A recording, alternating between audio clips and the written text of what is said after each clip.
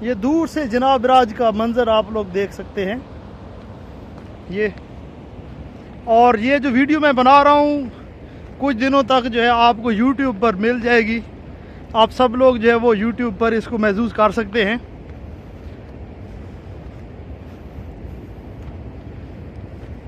یہاں سے ہم پانی کی ٹھنڈک کو فیل کر سکتے ہیں، جتنا ٹھنڈا پانی ہے ہمیں یہاں محسوس ہو رہا ہے کہ اس کی ٹھنڈک کتنی ہوگی، کیونکہ اس طرف سے جو ہے ہوا بھی اگر چل رہی ہے ہلکی ہلکی تو وہ بھی ٹھنڈی لگ رہی ہے ہمیں۔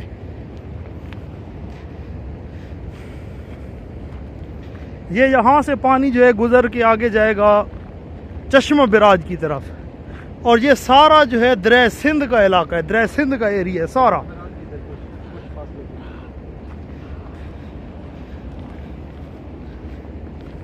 یہاں پر لوگ مچھلیوں کے لیے آتے ہیں، شکار کرتے رہتے ہیں،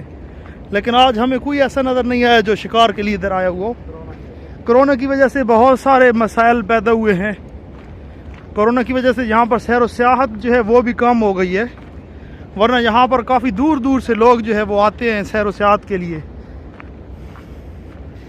یہاں سے ذرا چشمہ براج کا منظر دیکھیے، یہ میرے دوست کھڑے ہیں اور یہ چشمہ براج کا منظر،